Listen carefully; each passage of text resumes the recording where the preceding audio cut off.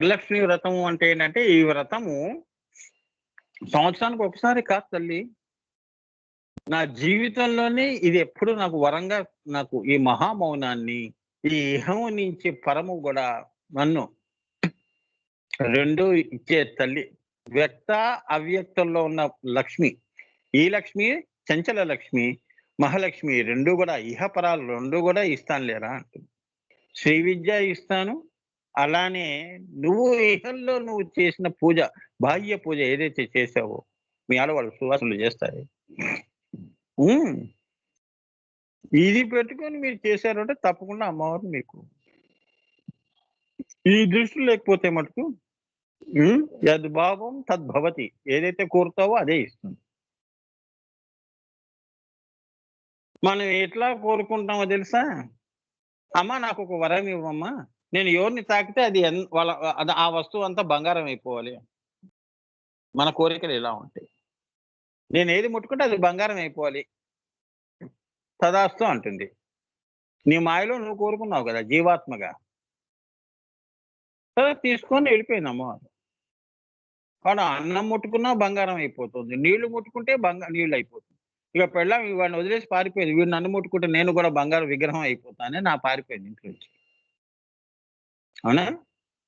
మన కోరికలు ఇలా ఉంటాయి. హ్మ్. సో, ఇహము, పరము రెండిట్లో నీకు నీ జన్మకి, నీ కర్మలకి ఏది నిన్ను నా దాకా చేరుస్తుందో ఆ కోరికలు తీరుస్తాను లేవే అంటుంది. అందుకే ఈ చిన్న కష్టాలుంటాయి. ఆ కర్మ కొద్దిగా కనిపిస్తుంది. అది తొలగిస్తున్నాను. ఇవ్వకుండా పోదు.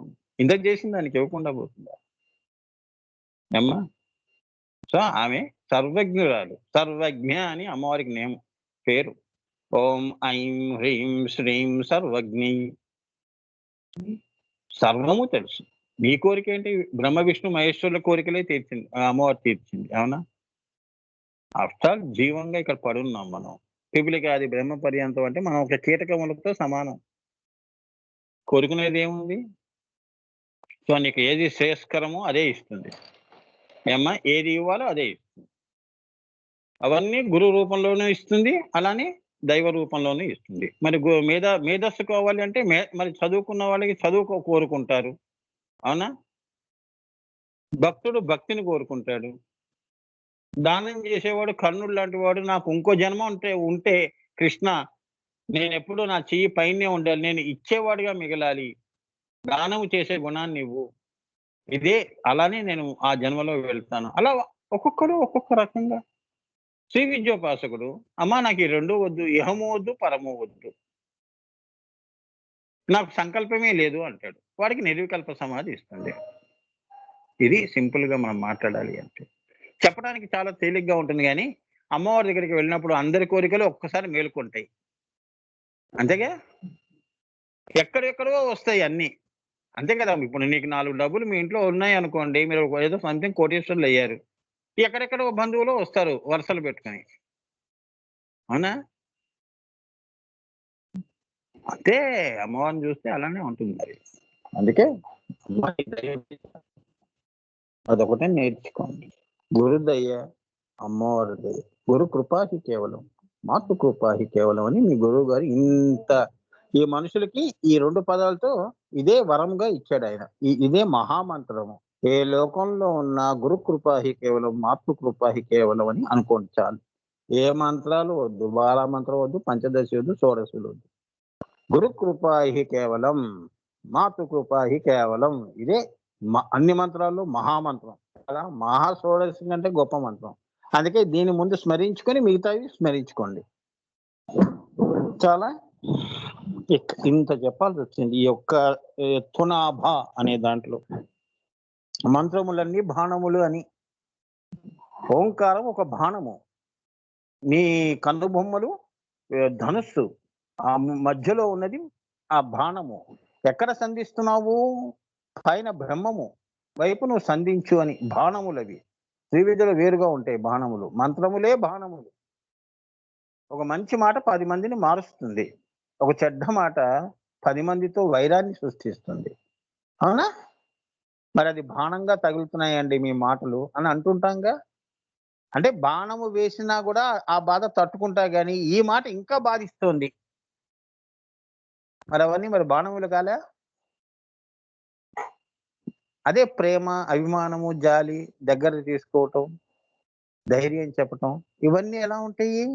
వరములుగా ఉంటాయి. అవునా? మంత్రములుగా పనిచేస్తాయి. చిన్నప్పుడు అమ్మమ్మలు వేసేవాళ్ళుగా మంత్రాలు మనకి. దెబ్బ తగిలిందా నాన్న అని చెప్పి చేత్తో ఇలా, ఇలా, ఇలా, ఇలా రాస్తుంటే మనకేదో చీమ పాకినట్టు భలే నవ్వుకుంటూ ఉంటాం. ఆ! పోయింది అని మళ్ళీ పరిగెత్తుతాం. అట్లా ఉంటుంది. మంత్రం పనిచేస్తుందా లేదా? అవునా? కొద్దిగా గారాబం చేస్తే వాడు ఏడవడు. తిట్టావనుకో ఇంకా ఏడుపులు అంకించుకుంటాడు. వెధవ ఎన్ని సార్లు చెప్పాను? చావు కాలు విరిగింది బాగా అయింది. నేను గట్టిగా ఇలా అన్నాం అనుకో వాడు బిక్కమొహం వేసుకొని ఇంకా ఏడ్చుకుంటూ వెళ్తాడు. ప్రేమగా దగ్గర తీసుకున్నాం అనుకో జాగ్రత్తగా ఆడు నాన్న అంటే సరే అమ్మా అంటాడు. అంటే మాటలు, వ్యవహారాల్లో ఈ సంభాషణ అంతా కూడా బాణములు నాయనా ఈ ఈ యొక్క మాయా ప్రపంచంలో. ఇక్కడ నువ్వు తునాభ అంటే ఏంటంటే నీ యొక్క శరీరమే ఒక తునాభ. అంటే మంచి మాటలు, మంచి వ్యవహారాలు, మంచి విషయములు, దయ, కరుణ, జాలి ఇవి బాణములుగా నువ్వు తునాభాలో పెట్టుకో. శరీరం అనే ఒక తునాభాలో శరీరమే తునాభా గదా! నీ యొక్క మనస్సే అన్నిటికీ నిలయం గదా!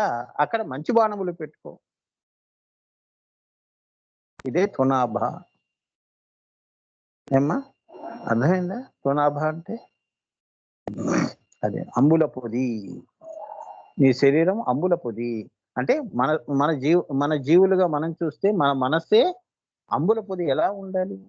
ప్రేమ, జాలి, కరుణ, దయ, మంచి వ్యవహారం, 10 మంది మంచి కోరుకోవటము, క్షేమం సర్వే జన సుఖినో భవంతు అంటూ ఒక మునులు, ఋషులు జీవన విధానం ఎలా ఉంటుందో అటువంటి ఆలోచనలతో నువ్వు ఉన్నావు అంటే నువ్వు తునాభ అమ్మవారి యొక్క ఈ నామానికి సరిపోతావు.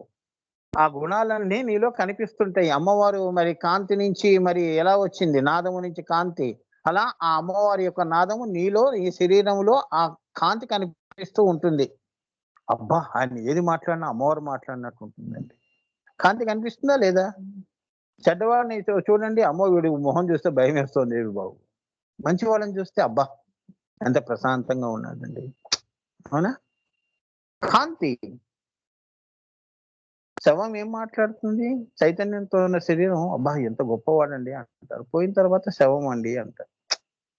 కాంతి లేదు. అమ్మ లేదక్కడ. చాలా ఇదే వైరాగ్యం. ఇదే జీవితం. సూర్యుడు సాయంత్రం 6 వరకు ఎంతో ఆటలు ఆడుకున్నాం. ఆయన పక్కకి జరిగిపోగానే చీకట్లు కమ్ముకున్నాయి. ఇళ్ళకెళ్ళిపోయాం. అంతే జీవితం. So, be careful. తునాభ అంటే అది.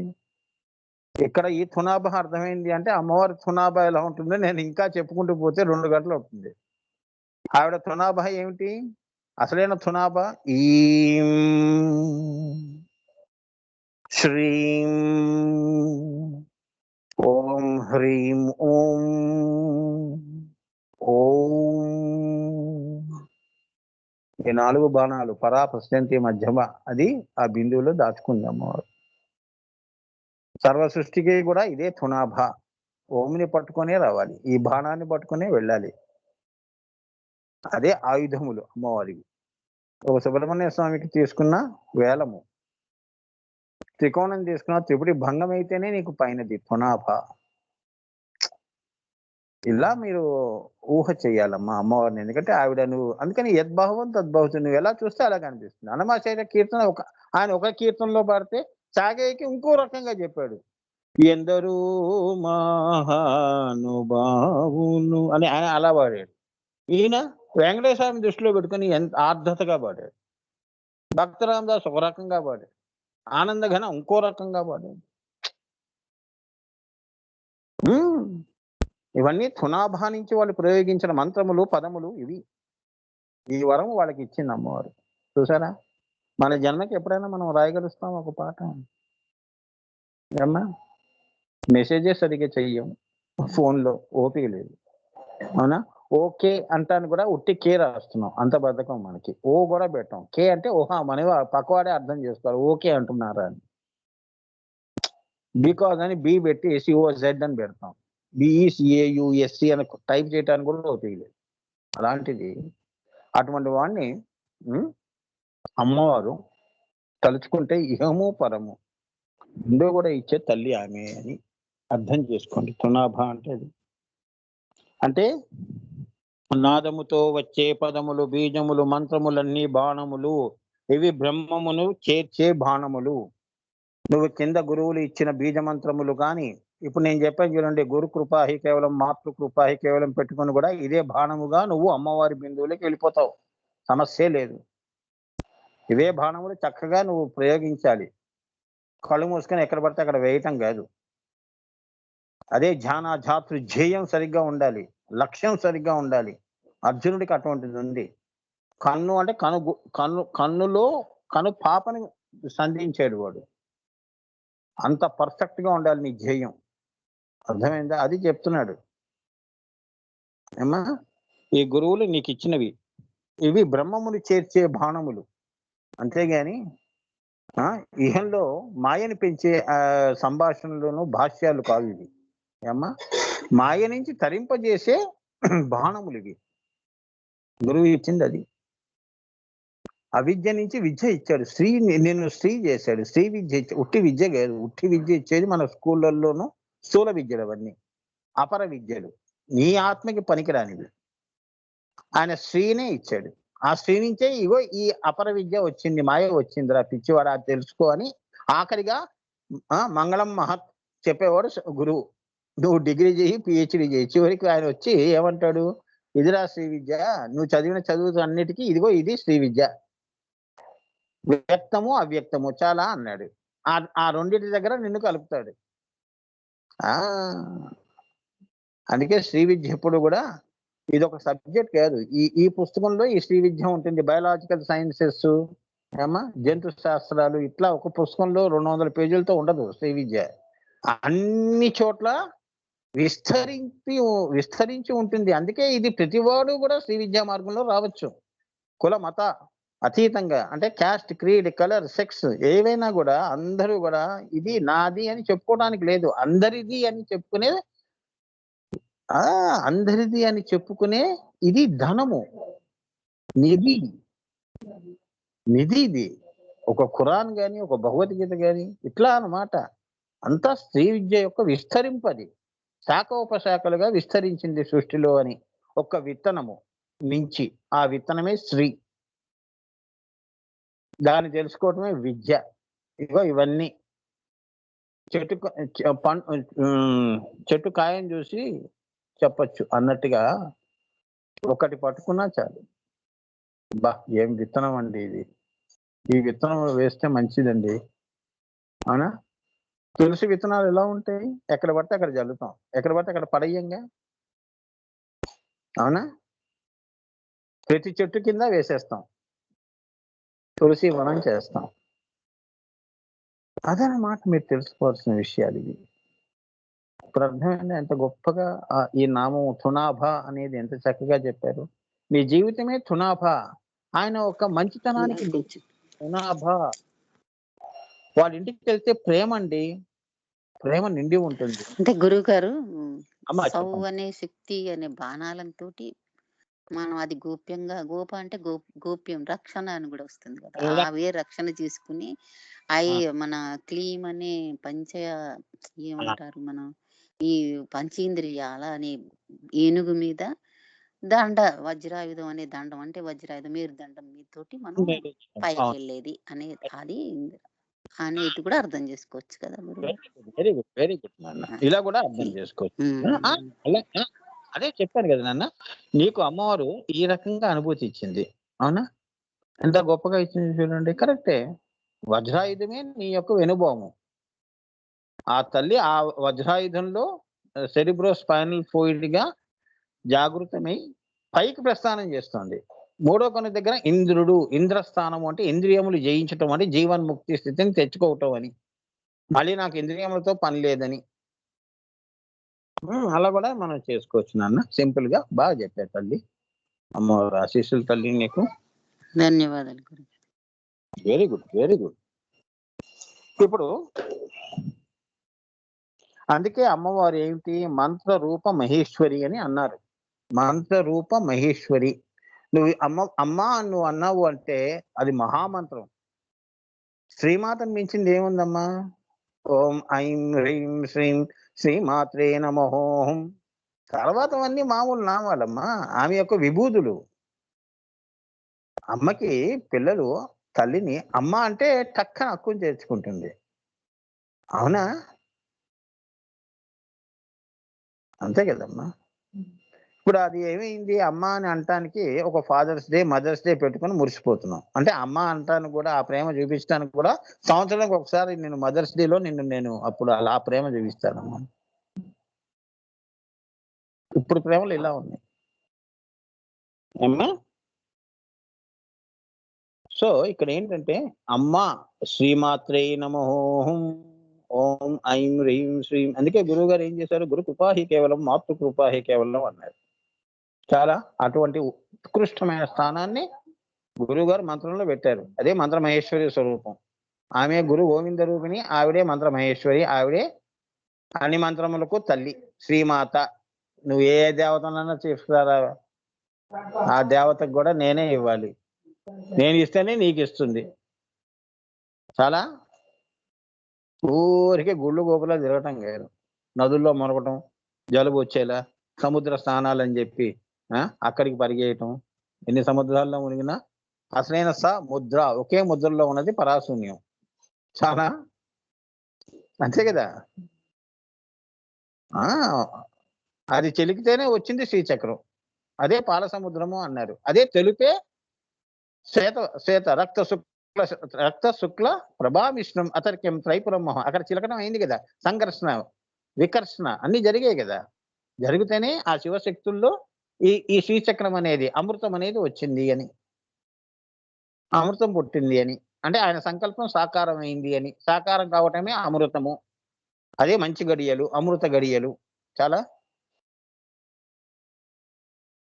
మంచి గడియలో ఆయన సాకారం చేశాడు. ఆ సముద్రాన్ని చిలకటం అన్నమాట.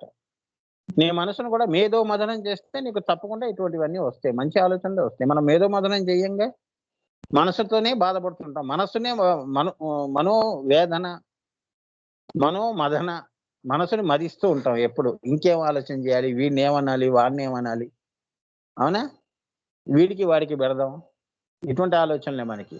మాయలు గొడవ చేసి తమాషా చూపుతాం. ఇది మదనం మంది. మనసుతో మదిస్తే ఇటువంటివి విషమే పుడుతుంది. మరి విషం అనేది ఎక్కడో పాలన నుంచి పుట్టిందని కాదు. విషం మనలోనే ఉంది. నువ్వు ఎక్కడ మథనం చేయాలి, ఎక్కడ చిలకాలి? మేధస్సుని చిలకాలి. అప్పుడు బుద్ధిమంతుడు అవుతావు, మేధావంతుడు అవుతావు. మనసుని చేసావనుకో, చిలికితే ఏం పుట్టింది? విషం పుట్టింది. చూసుకోండి. అదన్నమాట. అంటే సంకల్పములు చక్కగా చేసుకునేది శివ సంకల్పములు చేసుకుంటే అది ఓం నమ శివాయ, ఓం నమ శివాయ అంటూ పనులు చేసుకుంటున్నారు కదా. పాటలు పాడుకుంటూ అమ్మవారి అలంకారాలు చేస్తున్నారు కదా. అలా చేసావనుకో ఆ మేధో మథనంలో నుంచి కూడా అమృతమే పుడుతుంది. అమృత వాక్కులు పుడతాయి. మీరు అమృత పుత్రులు అవుతారు, అమృత పుత్రికలు అవుతారు. అటువంటి వాళ్ళే అవతార పురుషులు, మహానుభావులు. వాళ్ళకి మనసు ఉంది కదా. లేదు మరి నాకెందుకు లేదు ఆయన మనసు అని ఏడుస్తే ఎలా? ఆయనకి ఇచ్చింది అవకాశం, నీకు ఇచ్చింది. కానీ మన సాధనలో లోపం. అదే బుద్ధి కర్మానుసారం.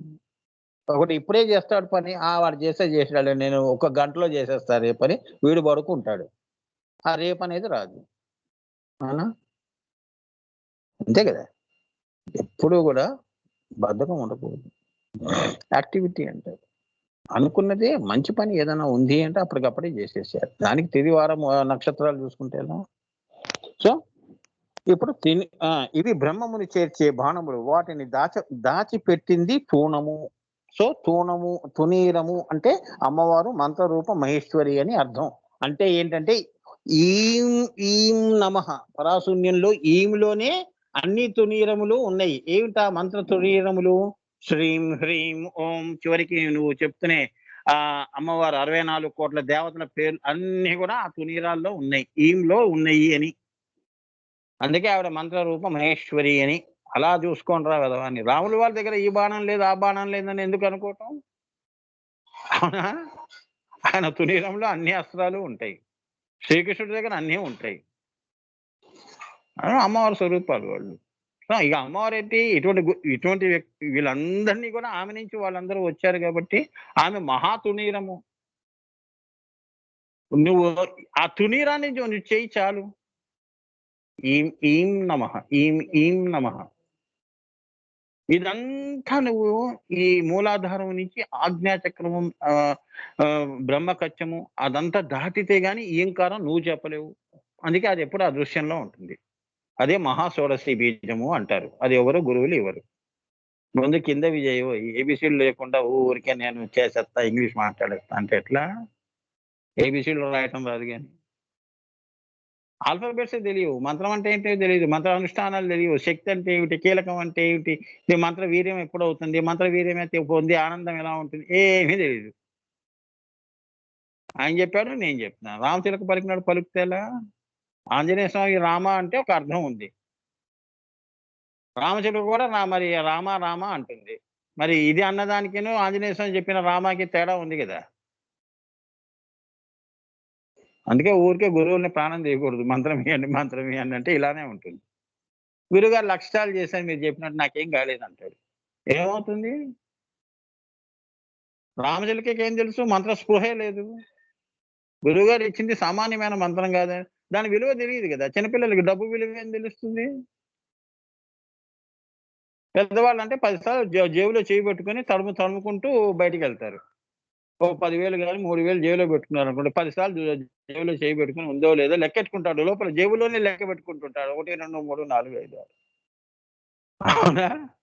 కొందరు అలా ఉంటారు. సైకలాజికల్‌గా భయం. తీయాలి అంటే ఒక వస్తువు తీయాలంటే అమ్మో! మొత్తం కట్టంతా తీయాలి బయటికి. ఇప్పుడు వద్దులే ఆ వస్తువు. ఎప్పుడో రూ. 100 ఉన్నప్పుడు కొందాంలే అని ఇంటికొచ్చేస్తాడు. ఏం కొనడు. మళ్ళీ బయటికి తీశానంటే మళ్ళీ ఎక్కడ పడేసుకుంటాను. కానీ జేబులో డబ్బు పెట్టుకున్నట్టుగా ఊరంతా తిరుగుతాడు. అవునా? అన్నీ తినాలనిపిస్తుంది. కానీ డబ్బు తీయడు. ఎందుకులే రేపు ఇంట్లో అన్నీ ఉన్నాయి గదా! దానికి చెప్తే అది చేసి పెడుతుంది గదా! అంతేగా? మళ్ళీ ఇప్పుడు ఈ డబ్బంతా తీసి నేను తినే లోపల ఈ డబ్బు ఎక్కడ పెట్టుకున్నానో తెలీదు. ఎవడు తీసుకుంటాడో తెలీదు. అందరూ జూస్తారు. ఇట్లా ఉంటాయి వ్యవహారాలు. అన్నీ తెలుసు నాకు. అమ్మవారు ఆ మూడో కన్ను నుంచి జీవాన్ని చూసిన వాడిని నేను. దైవ కృప ఉంది గాబట్టి జీవాన్ని చూడగలిచాను. అన్నీ ఇంట్లో కూర్చొనే మొత్తం నేనంతా తిప్పుతుంది అమ్మవారు నన్ను. అదే ఆస్ట్రల్ ట్రావెల్ అంటారు. ఏమ్మా? దీని గురించి మనం ప్రత్యేకంగా దానికేమి మనం పూజలు, పునస్కారాలు, మంత్రాలు చేయటం అవసరం లేదు. సో, ఇప్పుడు తునీరము అంటే అర్థమైపోయింది మనందరికీ. అమ్మ దయతో హ్మ్. ఈ భావాల్లోనే ఉండండి మీరు. అలా ఉండటమే మీరు గురువుకి ఇచ్చుకునే దక్షిణ. అంతేగా? మీరు ఇది వదిలేసి మళ్ళీ జీవంలోకి వెళ్ళిపోయారనుకో మాయలోకి. అయ్యో గురువుగారు అంత కష్టపడి చెప్పింది మనం ఏంటంటే అందులో ఒక్క క్షణం కూడా ఉండలేకపోతున్నామేంటి? ఆయన అసలైన ఆనందం ఇస్తే ఆ ఆనందం వద్దు మనకి. దీన్ని శాశ్వతం చేసుకుంటే అదే బ్లిస్ బియాండ్ జాయ్. ఏమ్మా? బాధపడొద్దు నాన్న. ఎప్పుడు నిన్ను గుంజుతూ ఉంటుంది లోక వ్యవహారాల్లో. కానీ ఇది పోగొట్టుకోకండి అని. అవునా? బంగారం ఉంగరం పెట్టుకుంటాం. బంగారాన్ని ఒంటి మీద వేసుకుంటే ఎంత స్పృహగా ఉంటాం. వస్తువులు గాని, గాజులు గాని. కొత్త బంగారం కొంటే వేసుకోం భయం. ఇవి మటుకు ఎప్పుడు ఉంటాయి. ఇక్కడ ధైర్యము. అక్కడ జ్యేష్ఠాలక్ష్మి అధైర్యం. అవునా? ఇలా వద్దు అంటున్నాను. సో, ఎప్పుడూ గూడా మీరు నేను చెప్పింది ఇక్కడ అమ్మవారు నాతో పలికిస్తున్నవన్నిటిని గూడా దీన్ని శాశ్వతం చేసుకోండి నాన్న. నేను మిమ్మల్ని ఇందులో ఉంచి శ్రీకృష్ణుడి స్థితిని తీసుకొచ్చి మిమ్మల్ని శ్రీకృష్ణుడిలా లోకంలో మిమ్మల్ని తిరగమని చెప్తున్నానది. అర్థమైందా? గురు పరంపరలో గొప్పతనం విశిష్టత ఏంటంటే నువ్వే నడిచే దేవతగా ఏమ్మా! నువ్వెక్కడికి వెళ్ళినా దేవతగానే వాళ్ళ ఇళ్ళకి వెళ్తావు నాన్న. ఏమ్మా! దేవతగానే భాషిస్తావు. నీ రాక మళ్ళీ మళ్ళీ కోరుకుంటూనే ఉంటారు వాళ్ళు, అంతే కదా. నువ్వు వస్తేనే పండగ అన్నట్టుగా నువ్వు ఎదగాలని, మీరు ఎదగాలని ఈ లలితా సహస్రనామాల్లో జీవత్వాన్ని తొలగించి దైవత్వాన్ని నింపేవాడు గురువు. దైవత్వం అంటే ఏంటంటే తాను దేవుడై పక్క వాళ్ళని దేవుని చేయటం. అది అదే గురువు శిష్యుల యొక్క సంబంధం. అప్పుడు చెప్పండి, ఇప్పుడు చెప్పండి, ఇంకా గురువుకి శిష్యుడికి తేడా ఏముంది? అవునా? అంతేగాని నేనెప్పుడు గురువునే, నువ్వు చచ్చే వరకు అని చెప్పేవాడు గురువు కాదు. అర్థమైందా? అమ్మవారు కూడా నువ్వు ఎప్పుడు ఇలానే ఉండు, నేనెప్పుడు పైన బిందువులో కూర్చుంటానని కాదు. నువ్వు పైకి రావటానికి అన్ని కూడా నీకు సామాగ్రి అంతా కూడా ఇచ్చి కిందకు పంపించింది అమ్మా. నువ్వు ఎంత తేలిగ్గా పైనుంచి కిందకు వచ్చావో అంత తేలిగ్గా మళ్ళీ కింద నుంచి పైకి. సృష్టి క్రమము, సంహార క్రమంలో కూడా అంతకంటే ఎక్కువ సౌలభ్యాన్ని నీకు ఇచ్చింది. ఒక గురువుని ఇచ్చింది, ఒక మంచి ఆలోచన ఇచ్చింది, ఎన్ని వస్తువులు ఇచ్చింది, ఆత్మగా తానే తను కూర్చుని. అవునా? ఇన్ని మనకు అమ్మవారు ఇచ్చినా ఇంకా నాకు అమ్మవారు ఏమి ఇవ్వలేదని అంటుంది మాయ.